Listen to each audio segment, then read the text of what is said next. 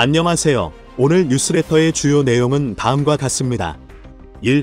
한국이 세계 4위로 올라섰다. 2. 아찔한 성장. 3.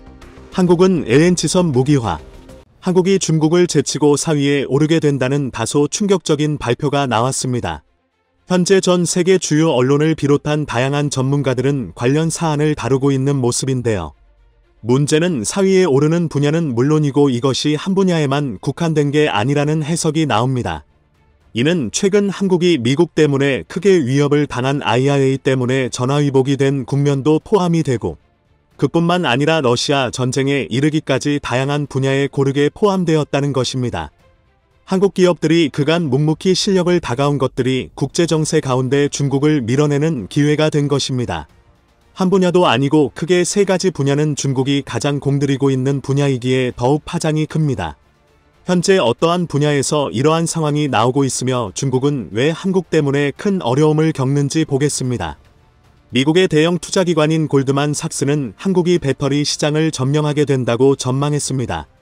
그 주된 이유로 미국과 유럽의 대규모 투자라는 이유를 들었는데, 이는 미국의 IRA 감축법 때문인데요.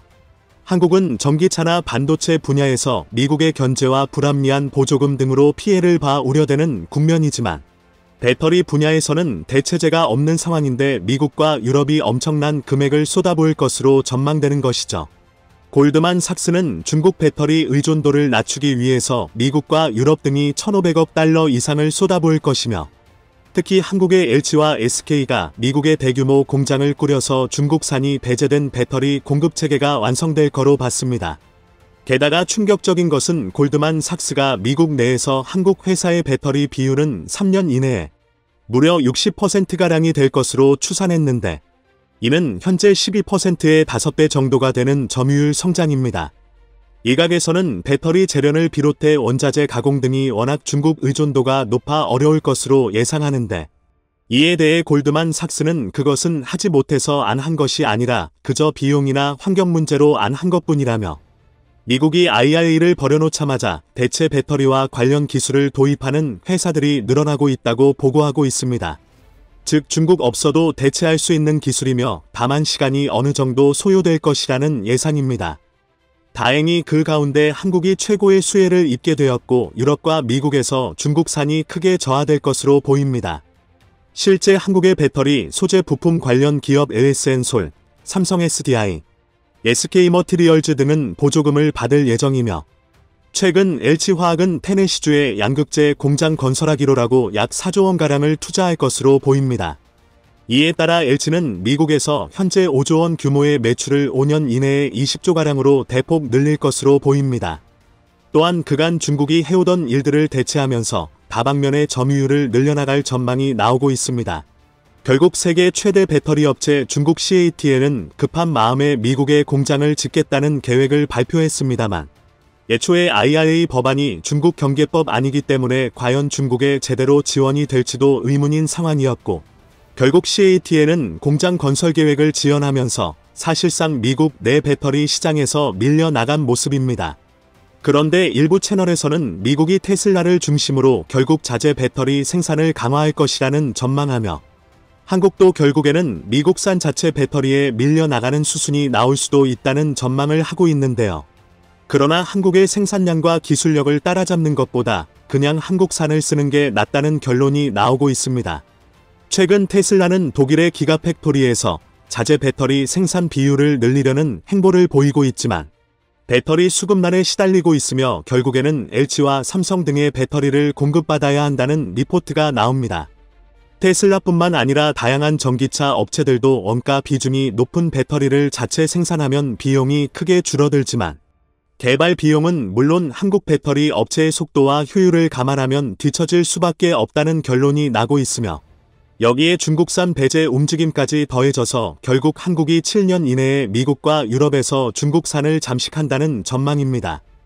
글로벌 반도체 부품업계들이 이제 본격적으로 탈중국을 서두르며 한국으로 이전하고 있는데, 이것도 역시 한국이 뜻밖의 수혜를 입으면서 더욱 크게 성장하는 기회가 될 것으로 보이는데요.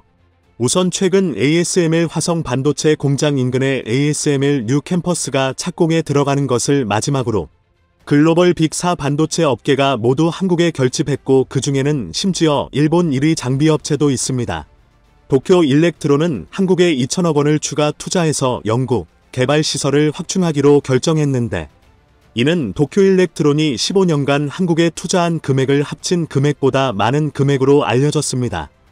일본 기시다 총리가 반도체 드라이브를 걸고 있지만 아랑곳하지 않고 한국에 투자를 늘리는 이유가 있는데 삼성전자가 반도체 클러스터에 250조 원 투자, SK하이닉스까지 포진한 상황이기 때문입니다. 결국 ASML, 넷리서치, 어플라이드 머티어리얼즈 등 전 세계 4강 기업은 그 흐름을 엎는 것이죠. 문제는 이러한 반도체 장비의 거점이 중국에서 한국으로 계속 옮겨가고 있다는 상황입니다. 앞서 미 상무부는 반도체 과학법에 따라서 중국의 반도체 신장비 입고를 금지한 상황입니다. 이에 한국과 삼성은 큰 피해를 보게 되었지만 챙기고 있는 셈입니다. 또한 미국의 의도는 반도체 장비업체나 모든 생태계를 미국 중심으로 옮기려는 의도가 있었지만 반도체 생태계가 아무리 미국이 압박한다고 하더라도 최소한 5년 이상의 시간이 걸릴 것으로 보입니다. 5년이라는 시간 동안 한국 반도체는 더욱 발전하기에 많은 회사는 미국보다 한국에 오는 이유입니다.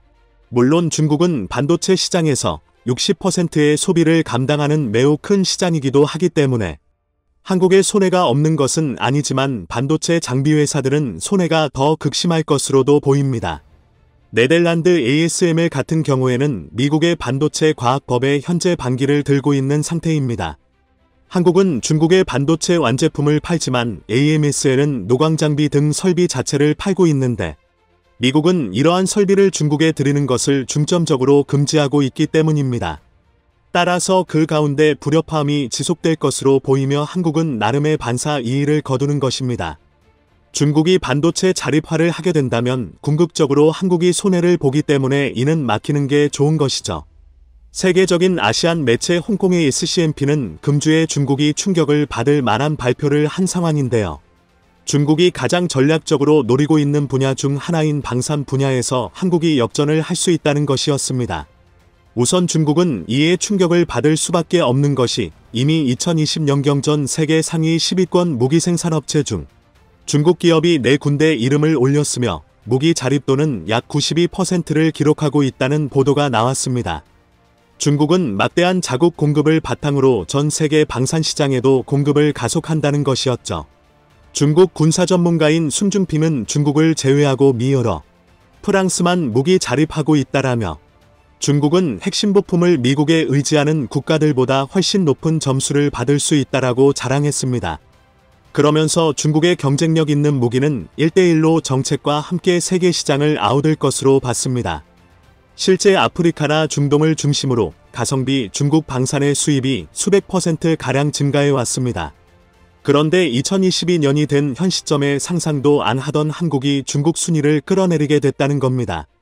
홍콩 SCMP는 올해 한국은 이미 150억 달러 이상의 방산 수출 성과를 거둘 거로 예상한다면서 이는 러시아 전쟁으로 인한 급격한 환경 변화가 주요한 원인이 되었다고 분석했습니다. 이렇게 된 원인은 한국이 애초에 언제든지 상위권에 올라갈 능력이 됐다는 것이었습니다. 한국은 불과 최근 2년 전만 해도 무기 수출에서 10위권 박이었지만 인프라 자재가 달랐다는 것으로 SCMP는 한국은 자주포에서 최첨단 전투기에 이르기까지 모든 항목을 생산해낼 수 있다라며 이 가운데 미국 대비 가성비 있는 제품으로 올해 대박 수주를 터뜨렸다는 분석입니다. 특히 본래 세계에서 두각을 나타내려면 몇천억 원짜리 수주 몇 번으로는 그 순위를 뒤집기가 더운데 결정적으로 올해 폴란드에서 25조 원가량 MOU 뒤 곧바로 본계약에 들어간 게 컸다는 분석입니다. 이후에 유럽을 중심으로 각국에서는 한국산 자주포, 전차, 천공, 천무에 이르기까지 주문과 문의가 쇄도했고 이러한 합계 금액이 전 세계 4강에 들어있는 중국을 끌어내리게 된 상황이 온 것입니다. 그런데 근본적인 문제가 있어 중국을 더욱더 골치 아프게 만드는 국면이 나오는데요. 왜냐하면 무기를 쓰는 데 있어서 중국산이 저렴하더라도 살 수가 없는 점이 있습니다. 중국은 이번에 러시아 전쟁에 러시아 편을 들었고 미국은 중국 패권을 무력화시키려고 합니다. 이러한 상황에 중국 방산으로 무장을 한다면 미국의 보호를 받지 못할 수 있다는 우려입니다. 미국과 중국 국방력은 사실상 게임이 안 된다는 게 군사업계의 일반적인 견해입니다. 현재 대리전만으로도 세계 2의 러시아를 무력화시키고 있는 게 미국의 능력입니다. 다른 것은 몰라도 군사 안보 분야에서는 미국의 줄을 설 수밖에 없는 이유이죠. 따라서 미국 안보 파트너이자 미국 핵심 기술도 종종 탑재된 한국 무기를 수입하는 게 속편합니다. SCMP는 현재 사우디와 말레이시아, 핀란드 등이 올해 안에 한국 무기를 추가로 발주할 수 있다면서 이렇게 되면 뜻밖의 올해 안에 중국 방산이 5위권으로 밀려나게 된다고 전망하고 있습니다.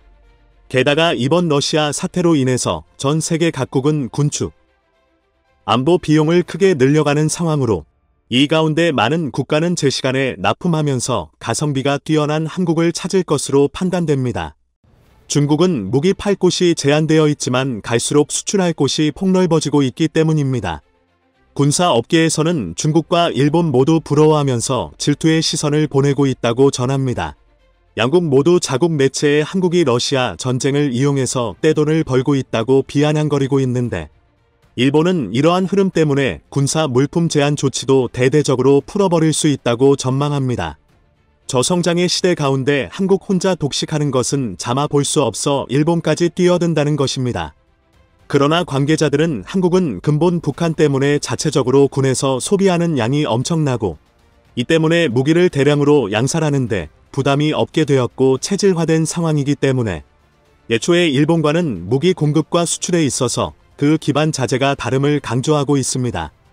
이처럼 한국은 다양한 산업 분야에서 이제 탈중국의 흐름과 맞물려 이득을 보고 있으며 방산 분야에서도 전 세계 4위를 눈앞에 두고 있다는 분석이 나오며 주변국의 부러움을 사고 있습니다.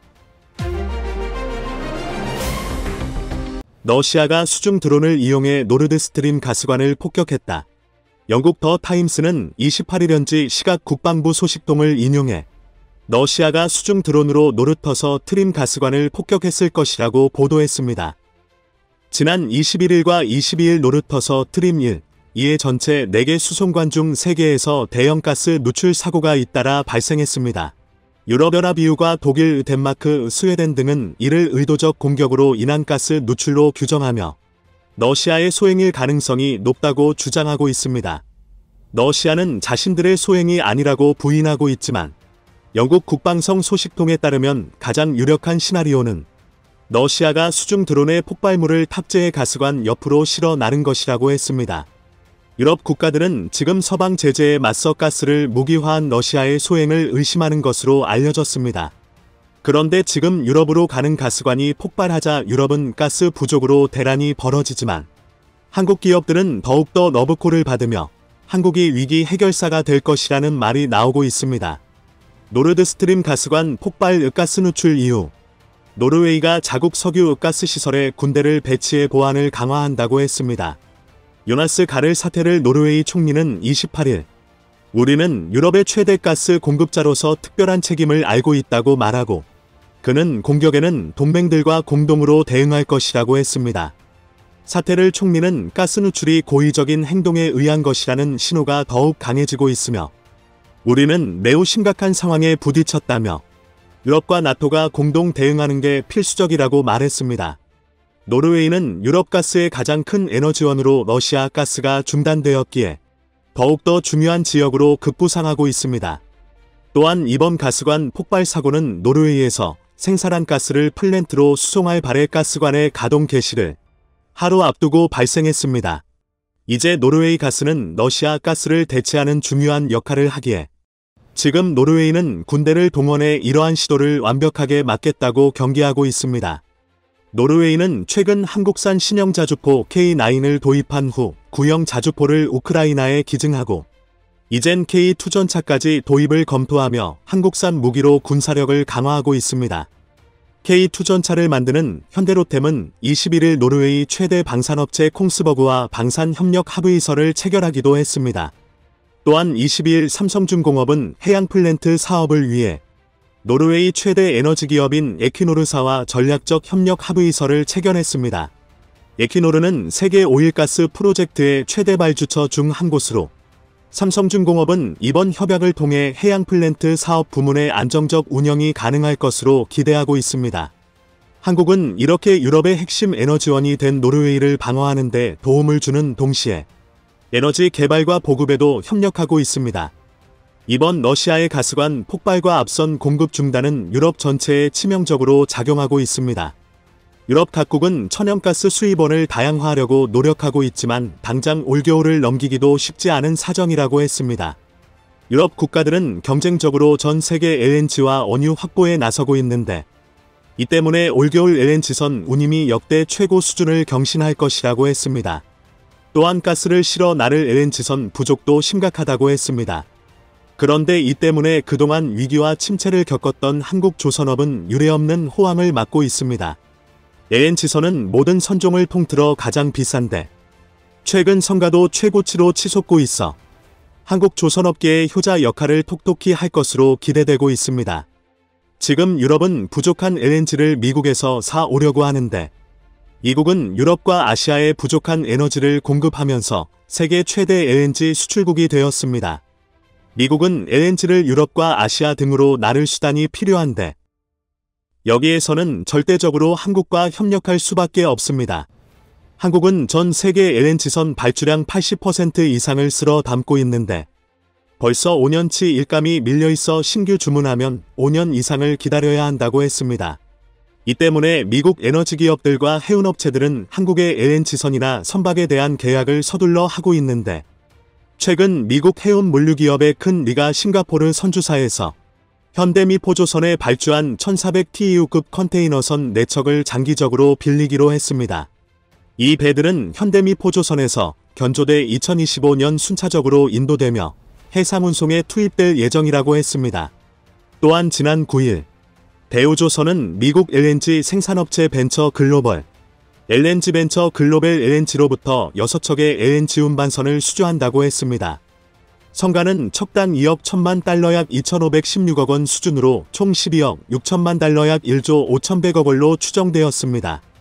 지난해 대우조선해양의 경우 108억 달러 수주 실적을 기록했는데 2014년 이후 7년 만으로 수주 목표 77억 달러 41%를 초과 달성했습니다. 대우조선해양은 LNG선뿐만 아니라 잠수함과 전투함까지 공급하며 방산 경쟁력까지 자랑하고 있습니다. 그런데 지금 하나가 대우조선해양을 인수한다고 해서 크게 관심이 집중되고 있습니다.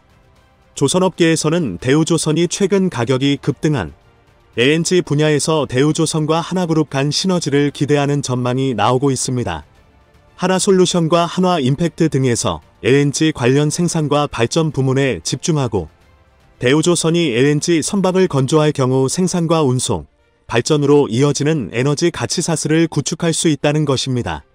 또한 하나그룹이 대우조선해양을 인수하면 우주인터넷과 자율운항이 가능한 차세대 전기추진 선박을 만들 것이라고 했습니다. 그런데 이보다 더 크게 기대받는 것은 하나가 대우조선해양을 품으면 육해공 통합 방산 시스템을 만들 수 있다는 것입니다. 대우조선은 지난 1980년대 말부터 KSS 1급 잠수함 건조를 시작으로 지난해 8월 국내 최초 독자 설계 건조한 KSS 3도산 안창호함을 해군에 인도했습니다.